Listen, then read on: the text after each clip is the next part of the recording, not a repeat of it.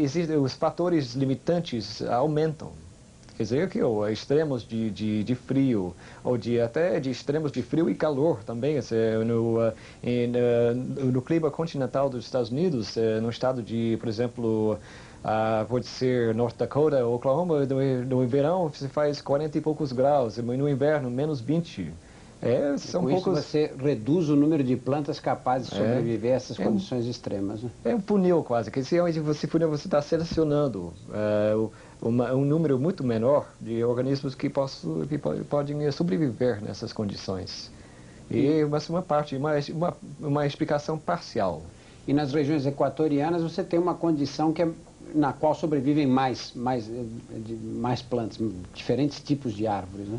São capazes de sobreviver. Tem luz à vontade, exemplo, tem luz, tem umidade, tem realmente esses fatores limitantes não são esses aqui. Os fatores limitantes são outros, é competição, né? E talvez mudanças climáticas no passado geológico, quer dizer que há milhares, se não milhões de anos atrás, mas isso explica uma parte. Outra parte é como que você mantém essa convivência de tantas espécies. E existe uma teoria, que é uma das teorias principais, porque existe chama-se uma disturbância intermediária. Quer dizer que você mantendo um pequeno desequilíbrio no ambiente, isso permite que mais espécies possam competir, possam entrar ou sair, passar, emigrar. Quer dizer que tenha mais fluxo, digamos. E outra coisa que acontece nos trópicos, que tudo cresce mais rápido. Quer dizer que as gerações são mais curtas para muitos organismos. Puxa, em 12 anos, foi uma semente de castanho no Brasil, 12 anos já tem uma árvore produzindo mais castanhas. Quer dizer que muitas plantas e, claro, muitos animais crescem mais rápidos e a evolução depende de geração, porque para as mudanças de genes, então, com gerações mais curtas, também isso permite, digamos, as mudanças, as mutações mais frequentes. E a evolução progride mais rapidamente. Ô Douglas, só isso já não poderia explicar a biodiversidade? Você tem uma região do globo onde há condições que são favoráveis a um grande número de espécies. Sol durante o tempo todo, umidade, água à vontade. E, ao mesmo tempo, espécies que crescem mais depressa, quer dizer, as gerações são geradas em um menor intervalo de tempo. E se você tem essa grande variedade, vai ter uma competição entre elas. Só isso não explicaria a biodiversidade tão grande assim? Sim, mas outra coisa para explicar, existem dois tipos principais de biodiversidade. Existe a diversidade alfa e beta, que são os nomes que levam. Mas a alfa-diversidade que você pega uma parcela de floresta amazônica, por exemplo, e pode dar para, digamos, 1 hectare de árvores acima de 10 centímetros de diâmetro, você pode encontrar até 300 espécies de árvores. 300 espécies de árvores acima de 10 centímetros de diâmetro num hectare. 1 hectare são 10 mil metros quadrados, né? É pouco, né? E nos Estados Unidos, na zona temperada dos Estados Unidos, você pode encontrar 10, 20 espécies de árvores. É uma diferença grande. Mas outro fator, outro fenômeno, digamos, realmente chocante, é que você muda de 1 hectare para outro, você não vai encontrar as mesmas espécies. Então, a maioria das espécies serão, mas o padrão de dominância, a frequência de uma espécie muda. E entram outras espécies e somem outras espécies. Quer dizer que isso é a diversidade beta, de um lugar para outro, ou principalmente de um ambiente para outro. Porque a Amazônia não é um ambiente só. A floresta tropical não é a floresta tropical. São várias florestas tropicais, vários tipos e várias condições. Explica melhor esse conceito aí. Vou tentar. As florestas tropicais, realmente existe o conceito fora dos trópicos da floresta tipo catedral, que é as árvores enormes, o subbosque aberto, você caminha como se fosse um catedral mesmo, né? Com o teto seria o dossel da floresta. E, bom, existem poucas florestas desse tipo. Existem, mas realmente a maioria das florestas tropicais são diferentes. Existem florestas tropicais que quase parecem desertos. As campinas são formações sobre areia branca no Alto Rio Negro da Amazônia brasileira e da Venezuela. você encontra áreas abertas que não tem árvore nenhuma. Porque o solo não tem nutriente nenhum. Isso é um extremo. Quer dizer que dentro do clima, digamos, o clima tropical da Amazônia, existem outras condições que favorecem certas plantas e certos animais e excluem outras. Mas falando dos tipos de floresta, mesmo assim, omitido esses extremos de quase deserto, voltando para a floresta mesmo, existem muitos tipos de solos na Amazônia, por exemplo. Vários tipos de solos. E também existem vários climas na Amazônia. Existe, por exemplo, perto de Belém, ou lá no Alto Rio Negro, ou chegando na fronteira com a Colômbia, não existe uma estação seca, a pluviosidade chega até quase 3.000 milímetros de chuva por ano. Chove o ano inteiro. O ano inteiro, não existe estação seca.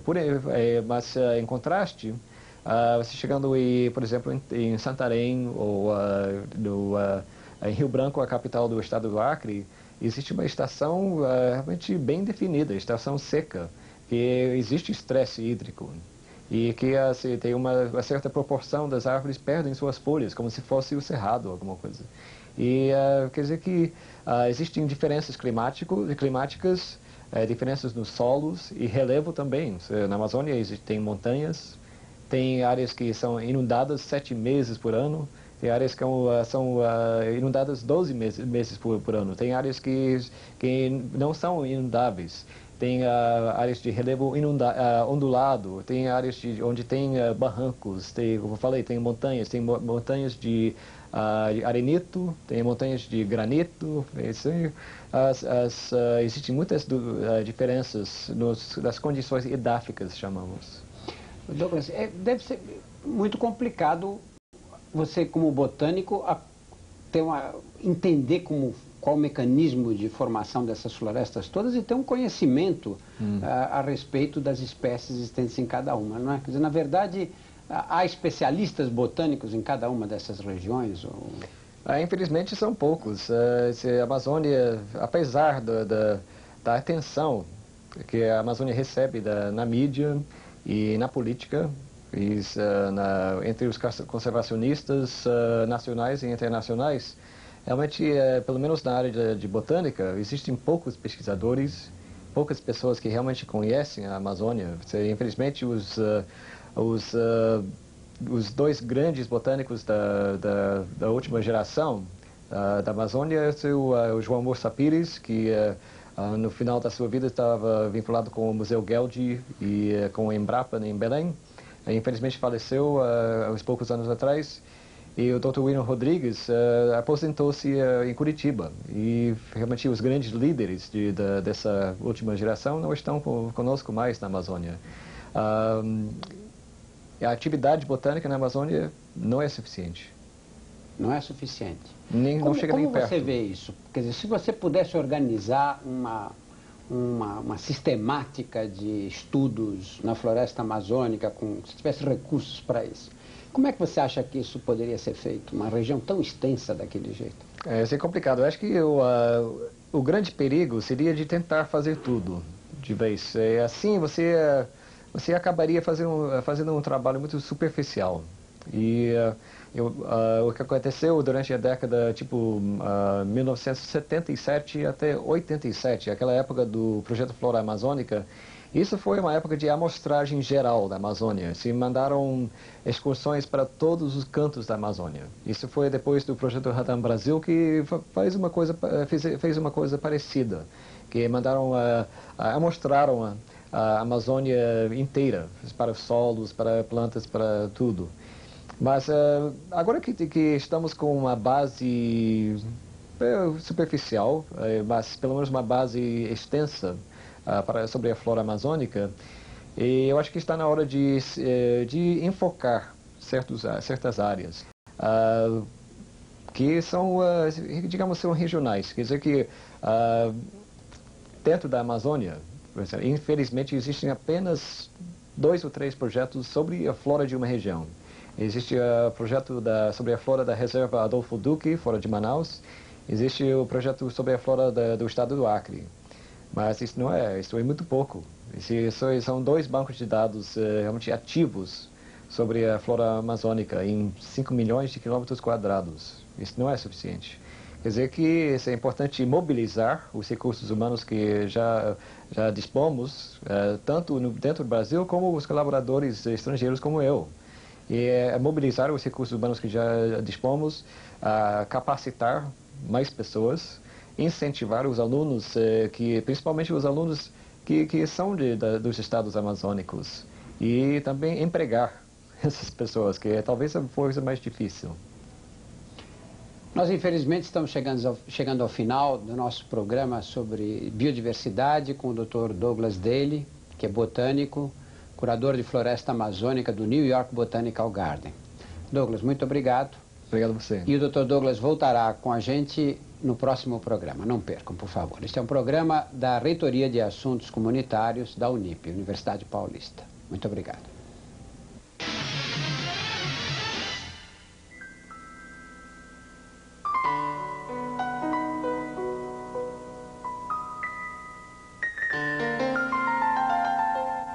A natureza tem as suas próprias explicações.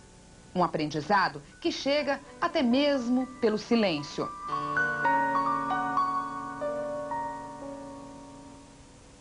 A sabedoria popular, há muito tempo, já desfruta de uma relação de intimidade com as plantas.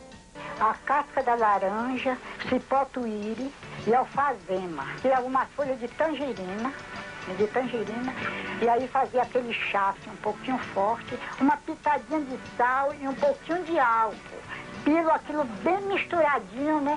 E faço aquela papa assim. Para buscar conhecimento científico sobre elas, há 3 anos, a Universidade Paulista envia uma equipe de pesquisadores que vai procurar na floresta os valores medicinais das plantas, na tentativa de encontrar o remédio para a cura do câncer e da AIDS. A expedição, mantida pelo Unip e chefiada pelo médico e cancerologista Drauzio Varela, pesquisa nas florestas tropicais da Mata Atlântica, do Cerrado e da Amazônia o segredo medicinal de cada folha, cada tronco, a raiz da planta. A equipe responsável pela parte científica é formada por médicos, farmacêuticos, botânicos e até mesmo um mateiro. O seu Luiz conhece a natureza como ninguém. Na mata, ele sabe que tudo tem nome e sobrenome. O nome dessa daqui é flacutiaça, sobrenome casiária. Tem embaúba, tem essa palmeira que é a abacaba, tem essa daqui que é o figos, essa pequena que é a pocinácea, muita piperácea, muita melastomatácea do gênero. Reconhecer a espécie, que época do ano ela floresce, que família pertence, as cores, o porte, os hábitos que elas têm. Esses são alguns dos critérios mais relevantes para a coleta e identificação das plantas. Em cada planta dessa você pode testar inúmeros tipos de atividade, contra tumores, contra vírus, contra bactérias, contra doenças do coração, do sistema nervoso. Eu posso te dizer em relação a câncer, que é uma literatura que eu conheço melhor, em cada 1000 plantas que você colhe, você encontra 4 ou 5 com bastante atividade antitumoral. 4 ou 5 que merecem passar para a segunda fase, ser estudadas com um pouco mais de profundidade. Na superfície, os dados são armazenados no computador. O material colhido na natureza agora será conservado em jornal. Assim, a planta mantém as suas características originais até a sua chegada ao laboratório de extração da Unip. Para nós importa a metodologia, a padronização disso. Então, todos os passos que nós utilizamos, desde a coleta, a secagem, a moagem, a própria extração, é padronizado de maneira que você consiga quantificar o quanto de substância você tirou da planta. São equipamentos de última geração, onde se completa a secagem. Depois, o material é transformado em pó para ser adicionado ao solvente, de onde se tira o extrato da planta. É como se fosse fazer um chá ou café, porém com um avançado grau de tecnologia. Falando de uma linguagem muito simples, quer dizer, vocês vão lá buscar nas plantas o mesmo que as nossas avós buscavam nos chazinhos? Exatamente. O chazinho é o conhecimento empírico popular. As pessoas vão lá, usam e falam, funciona. Então começa a passar essa informação para as outras gerações. Essa informação já existe. A gente está tentando fazer simplesmente utilizar esses chazinhos, mas de uma forma mais científica, para poder depois utilizar como medicamento. Esses extratos vão ser testados em outros sistemas experimentais. Por exemplo, contra a malária, contra bactérias resistentes aos antibióticos, contra pesquisa de atividade em musculatura cardíaca. Provavelmente vamos montar também um ensaio para determinados vírus. Quer dizer, é um projeto bastante abrangente. Douglas Daly, pesquisador americano, também faz parte do projeto de bioprospecção de plantas da Unip. E para elas, ele tem uma explicação. As plantas têm um relacionamento muito estreito com os seres humanos. Eles têm a função da célula de uma planta é muito parecida com a função de uma célula de um ser humano. Quer dizer que muitas vezes a diferença entre um veneno e uma medicina é a dosagem, né? Entre uma informação e outra, a certeza da cura do câncer e da AIDS ainda não existe. Mas sem dúvida, esta expedição está a caminho.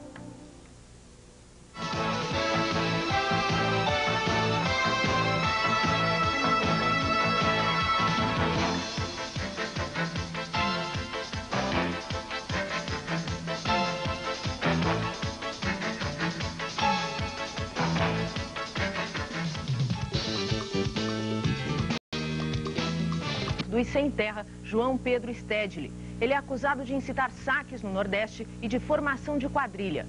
O pedido está sendo analisado pelo juiz Abel Fernandes Gomes, da 4ª Vara Federal do Rio. Violência, vandalismo e morte. Um desfecho trágico para o show de futebol que Vasco e São Paulo deram na Copa do Brasil. Além do time carioca, o Palmeiras também garantiu vaga nas semifinais do torneio. No Parque Antártica, o Palmeiras podia até perder, mas saiu na frente do Sport com um gol de Almir. Os pernambucanos empataram num golaço de Jackson, mas o resultado de 1-1 classificou o Palmeiras para enfrentar na semifinal o vencedor de Paraná e Santos. Em São Januário, cercadas de muito verde e ar puro. Além de poder curtir vários esportes náuticos na represa, você tem ainda um clube super equipado para o seu lazer total.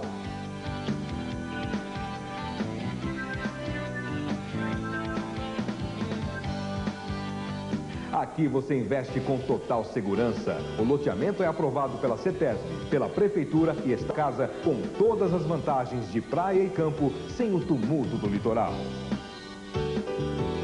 Metros quadrados com entrada de R$ 120 e mensais fixas a partir de R$ 50, sem nenhuma intermediária. Você merece ser feliz. Aproveite esta chance. Ligue agora para a nossa central de atendimento e receba sem compromisso um vídeo do loteamento. 534-4010. Muitos alunos e poucas escolas. Em São Paulo, a Secretaria da Educação está adotando o sistema de rodízio com aulas 3 vezes por semana. Os pais e os estudantes não gostaram nada da ideia. Os alunos da escola Adolfo Cassais Monteiro aprenderam na prática o conceito de tempo. A solução encontrada para colocar nestas carteiras 1.000 alunos além da capacidade foi matemática. Dividir as salas em grupos com apenas 3 dias de aula por semana. Para pais e alunos, rodízio de resultado desastroso. Eu moro longe da escola, né? Acordo cedo, pego o ônibus, chego na escola, não tem aula. Tem muita gente assim que além tem dificuldade de aprender e além desses 2 dias de não ter aula, fica mais difícil ainda. Para chamar a atenção para esta ideia. A Uniban está criando um novo projeto que faz parte do Departamento de Cultura, que é coordenado pela artista plástica Lília Amaral. A Lília mesmo vai explicar o início desse projeto. Oi, Lília, eu queria que você explicasse como é esse projeto. Bom, a ideia do projeto do Agente Cultural surgiu do entendimento da Uniban de que existe uma demanda cultural muito grande e a gente conhece ainda pouco os nossos alunos. A gente sabe que tem muitos alunos que gostam de música, que tocam, que se envolvem com atividades de teatro, dança, tem gente que toca chorinho, tem gente que faz poesia. A nossa ideia é tentar organizar esse pessoal, estimular essa produção e tornar a universidade ter um ambiente que favoreça a expressão cultural e amplie o universo do aluno. Então, que vá além da experiência acadêmica e que a vida na universidade seja algo bastante interessante, que propicie a integração com outras áreas do conhecimento. Do ponto de vista desses bastidores, alguns alunos, e vocês estão vendo alunas da arquitetura, que se dispuseram, em função de terem ouvido falar do projeto do Agente Cultural, a fazer a campanha com a gente. Então, nós estamos fazendo pintura de outdoor. Vamos utilizar espaço de outdoors que estão instalados aqui no campus, e esse trabalho que está sendo feito aqui, que vocês estão vendo agora ainda inicialmente, estará sendo exposto ao ar livre e todo mundo vai poder ter acesso então, à origem do projeto do Agente Cultural, feita pela mão do próprio aluno.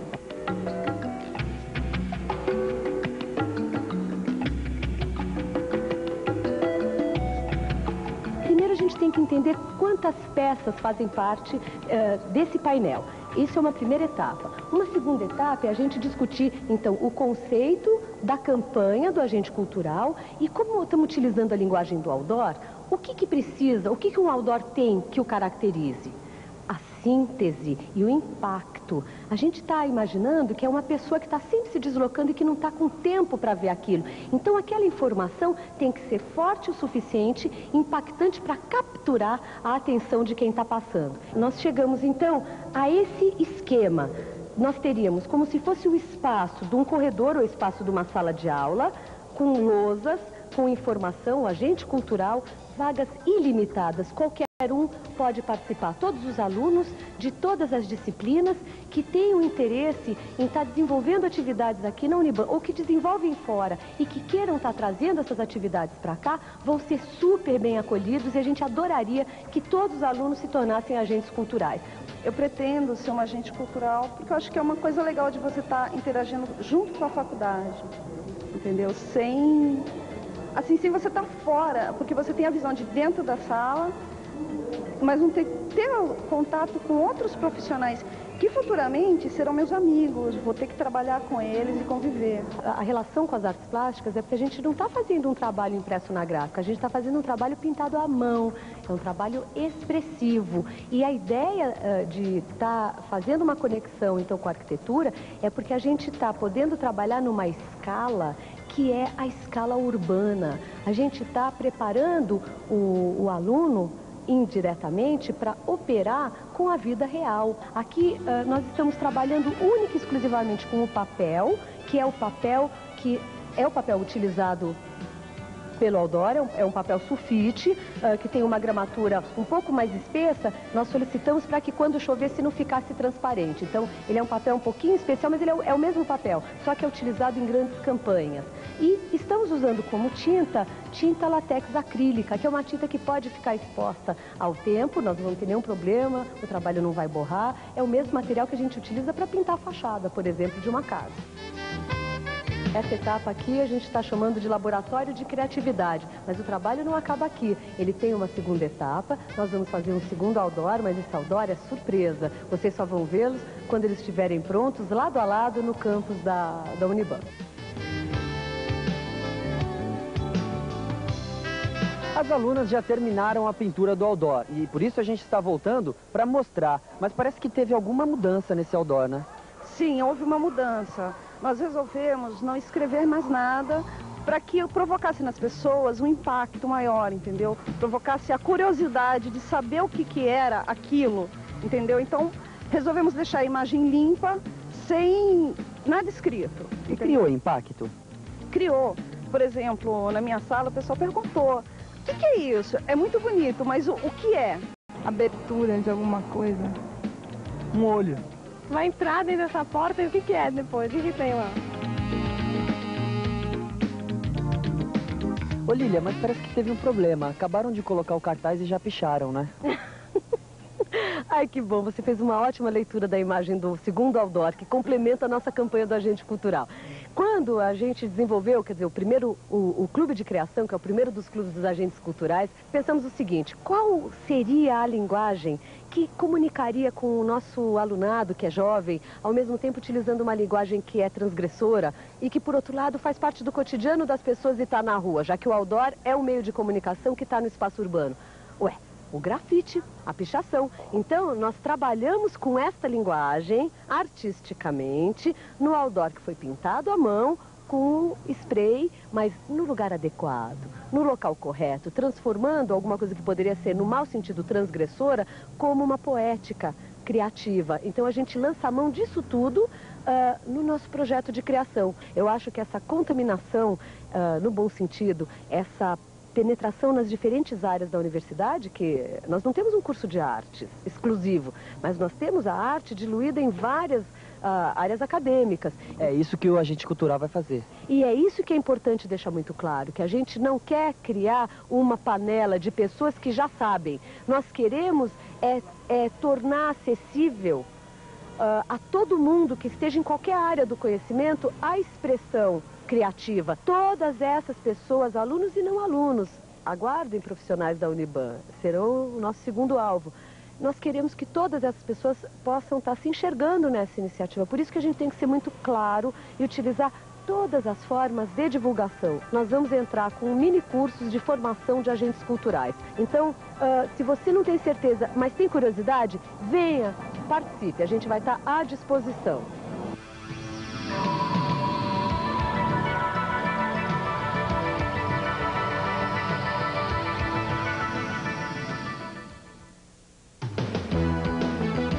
Até em 4 vezes. Em até 4 vezes. Aceita todos os cartões, segura um chequinho. É só chegar que você vai gostar. Ou então pode pagar tudo em 2 vezes sem entrada. De segunda a sexta das 9 às 7, no sábado das 10 às 6, domingo do meio-dia até às... A senhora fez um pedido caridoso.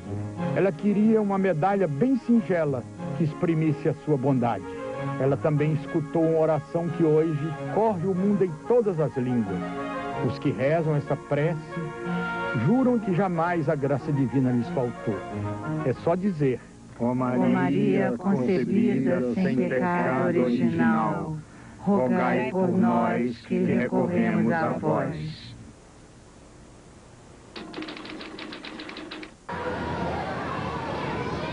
Pagar menos tarifa no Banco Real é muito mais simples que nos outros bancos. De R$ 5.000 a R$ 9.999 de saldo médio de todas as suas aplicações, 50% de redução nas tarifas. A partir de R$ 10.000, tarifa zero.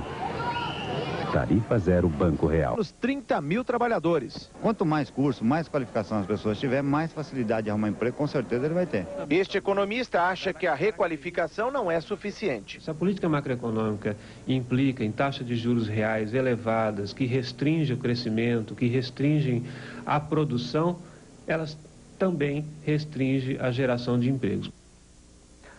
Salete Lemos, me diga uma coisa, nesse curso que nós acabamos de ver agora, há alguma coisa parecida com garantia de emprego? Não, não, de jeito nenhum, Boris. A proposta não é criar frentes de trabalho, mas capacitar o trabalhador para essa nova realidade do mercado de trabalho. Com muito mais tecnologia, com estratégias de administração diferenciadas, o mercado de trabalho hoje exige profissionais diferenciados. O inglês, o espanhol, a informática são, por exemplo, requisitos de trabalho. A lei vai regulamentar essa lei nos próximos 90 dias. A assinatura da sanção dos projetos foi motivo de comemoração entre os idosos. Essas novas leis marcam uma conquista do segmento idoso. Um dever do poder público garantir a essa população o atendimento em todas as áreas, mas compete ao idoso cobrar por esse atendimento. Toda vez que nós temos uma lei, embora tenha gente que diga lei, olha, lei, eu acho que uma lei é muito importante, porque através dessa lei é que nós podemos chegar às nossas conquistas. E a partir das novas leis, a terceira idade poderá contar com mudanças no tratamento que recebe da cidade de São Paulo. A lei propõe que o Executivo mantenha convênios com organizações da sociedade civil voltados realmente para a qualidade de vida da terceira idade. Eu espero que com essa lei nós possamos realmente beneficiar todas essas pessoas de idade. Tenho certeza absoluta que vai beneficiar. Todos irão ficar